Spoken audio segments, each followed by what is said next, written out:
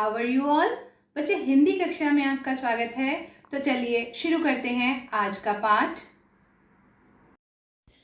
तो बच्चों, आज हम आपको पढ़ाने जा रहे हैं पद्य नीति और भक्ति काव्य, जिसमें कि नीति और भक्ति से संबंधित दोहे हैं और जिन्हें तुलसीदास और गिरधर जी ने लिखा है। तो चलिए शुरू करते हैं नीति और भक्ति काव्य। तो बच्चों, इस दोहे में तुलसीदास जी ने सीता स्वयंवर स्थल पर पहुँचे श्री राम और लक्ष्मण के अद्भुत सौंदर्य का वर्णन किया है। वो कहते हैं, सिए स्वयंवरु देख ही जाई, ईसु काहि दो देई बढ़ाई, लखन कहा जस भाजनु सोई, नाथ कृपा तब जापर होई। हर्षे मुनि सब सुनि बरबानी, दीनह असी सबहि सुखुमानी, पुनि मुनि वृंद समेत कृपाला, देखन चले धनुष मखसाला। रंग भूमि आए दो भाई, असी सुधि सबपुर बस बासिन पाई, चले सकल गृह काज बिसारी, माल जुबान जरठ नर नारी। राजकुंवर तहि अवसर आए, मनो मनोहरता तन छाए, गुण सागर नागर बरबीरा, सुंदर श्यामल गौर शरीरा। राज समाज बिराज रूरे, उड़गन महु जनु जुग विधु पूरे, जिनके रही भावना जैसी, प्रभु मूरत देखी तिन तैसी। तो बच्चों, अब हम इसका भावार्थ करते हैं। तो बच्चों, इन पंक्तियों में कवि क्या कहते हैं? कवि कहते हैं कि सीता जी के स्वयंवर को देखने चलना चाहिए और हम देखें कि ईश्वर ये सम्मान किसे देते हैं। ये सुनकर लक्ष्मण जी कहते हैं, जिस पर आपकी कृपा होगी वही सम्मान का पात्र होगा। यह सुनकर सभी मुनिगण हर्षित हो उठे, यानी प्रसन्न हो उठे, और राम जी मुनियों के समूह के साथ धनुषशाला देखने चल दिए। आप सबको पता है, सीता स्वयंवर के लिए राजा जनक ने शर्त रखी थी, जो शिव धनुष पर प्रत्यंचा चढ़ाएगा वही उसी से सीता का विवाह होगा। जब दोनों भाई रंगभूमि में आए तभी यह खबर नगरवासियों को मिली। सभी घर का काम छोड़कर वहाँ चल दिए, क्योंकि बच्चे राम लक्ष्मण जो हैं वो देखने में इतने सुंदर थे, मन को मोहने वाले थे, तो सारी प्रजा उनको देखने के लिए उमड़ गई। जब जनक जी ने देखा कि भीड़ इकट्ठी हो गई है, तब उन्होंने अपने विश्वासपात्र लोगों से उन्हें आसन पर बैठाने के लिए कहा। उसी समय राजकुमार वहाँ आए और ऐसा लगा कि जैसे चारों तरफ मनोहरता छा गई हो। उनका शरीर सुंदर सांवला, लक्ष्मण गौरवर्ण है, मानो तारागणों के बीच में पूर्ण चंद्रमा हो। वहाँ पर उपस्थित लोगों ने प्रभु के प्रति जिनकी जैसी भावना थी, उन्हें वैसी ही छवि दिखाई दी। यानी लोग जो हैं उस समय राम और लक्ष्मण को वहाँ देखकर जो प्रजा थी राजा जनक की, बहुत प्रसन्न हो रही थी। और सीता स्वयंवर का ये दृश्य जो है ये आपके सामने प्रस्तुत किया जा रहा है। तो बच्चों, पहला जो दोहा आपने देखा वो तुलसीदास जी के द्वारा रचित था, और अब जो बाकी जो दोहे हैं वो गिरधर जी के द्वारा लिखे गए हैं, और ये नीति यानी ज्ञान से संबंधित है, हमें नीति की बातें सिखाते हुए। तो इसमें गिरधर कहते हैं, गुण के गाहक सहस नर, बिन गुण लहे न कोय, जैसे कागा कोकिला, सबद सुने सब कोय, सबद सुने सब कोय कोकिला सबे सुहावन, दो को एक रंग काग सब भय अपावन।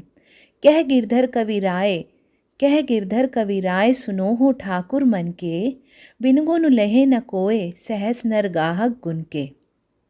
और दूसरे दोहे में क्या कहते हैं, बिना विचारे जो करे, सो पाछे पछताए, काम बिगारे आपनो, जग में होत हसाए, जग में होत हसाए, चित्त में चैन न पावे, खान पान सन्मान राग रंग मन ही न भावे। कह गिरधर कवि राय, कह गिरधर कवि राय, दुख कुछ टरत न टारे, खटकत हैं जी अमाही, कियो जो बिना विचारे। यानी इन दोहों में गिरधर जी ने हमें कुछ संदेश देते हुए कहा है, और वो क्या कहा है? तो बच्चे, इसमें गिरधर जी कहते हैं कि गुणों के बारे में बताते हैं कि जो अच्छे गुण हैं वो सबको पसंद आते हैं, अवगुण यानी दुर्गुण जो हैं वो किसी को अच्छे नहीं लगते हैं। जिस व्यक्ति में बुरे गुण होते हैं वो कभी भी किसी की प्रशंसा का पात्र नहीं होता है, लोगों को पसंद नहीं आता है। तो गुण के कारण ही हजारों लोगों को सम्मान प्राप्त होता है और बिना गुण के कोई किसी को नहीं पूछता। बच्चों जैसे कोयल और कौवा, मतलब ये दोनों जो हैं काले रंग के हैं, लेकिन कोयल की आवाज़ बड़ी मीठी है, जबकि जो कोया है वो काँव काँव करता है और उसको कोई पसंद नहीं करता। तो कवि कहते हैं कि जो लोग गुण वाले होते हैं, सद्गुणों वाले होते हैं, अच्छे गुणों वाले होते हैं, उनको सब पसंद करते हैं, और जिन लोगों में गुण नहीं हैं, अच्छे गुण नहीं हैं, बुरी आदतें हैं, उन्हें कोई पसंद नहीं करता। तो हमें अपने भीतर अच्छे अच्छे गुण रखने चाहिए, उनका विकास करना चाहिए। और बिना विचारे जो करे सो पाछे पछताए, इस दोहे में गिरधर जी कहते हैं कि हमें कभी भी बिना सोच विचार के कोई कार्य नहीं करना चाहिए। बच्चों कई बार क्या होता है, हम जल्दी जल्दी में इस काम से हमें क्या नुकसान होगा, क्या फ़ायदा होगा, ये सोचे बिना काम कर जाते हैं और बाद में हम पछताते हैं। तो क्या होता है कि बिना सोचे विचारे काम करने से क्या नुकसान होते हैं? पहले तो वो काम बिगड़ जाता है। नंबर 2, हम हंसी मजाक का पात्र बन जाते हैं और उसके कारण हमारे मन में शांति नहीं होती है और हमारे मान सम्मान को ठेस पहुंचती है। गिरधर जी कहते हैं, और ये जो दुख होता है ये हमसे भुलाए नहीं भूलता, इसलिए कभी भी हमें बिना सोचे विचारे कोई कार्य नहीं करना चाहिए। तो बच्चे ये जो नीति और भक्ति के दोहे हैं, ये हमारे भीतर भक्ति की भावना जगाते हैं, साथ ही साथ हमें अच्छे गुणों को किस प्रकार से अपने जीवन में आत्मसात करना चाहिए ये भी सिखाते हैं। तो बच्चों भक्ति और नीति दोहों से हमें क्या शिक्षा मिलती है कि भक्ति की भावना, कि जैसी हमारे मन में भक्ति होगी, जैसा हम सोचेंगे वैसे ही हमें ईश्वर के दर्शन होंगे या ईश्वर की प्राप्ति होगी। तो ईश्वर के प्रति सच्ची भक्ति भावना होनी चाहिए और हमें अपने भीतर गुणों को बनाना चाहिए, अच्छे अच्छे गुण सीखने चाहिए, क्योंकि उनसे मान सम्मान की प्राप्ति होती है। और नंबर 3, किसी भी काम को करने से पहले अच्छे से सोच विचार कर काम करना चाहिए, जल्दी में नहीं। तो बच्चों मैं आशा करती हूँ आपको ये पाठ समझ आ गया होगा। अगली कक्षा में हम इस पाठ से जुड़ा कार्य करेंगे, सरलार्थ और प्रश्नोत्तर, और आपको यदि कोई भी दुविधा हो तो उसका समाधान हम AIS क्लास में करेंगे।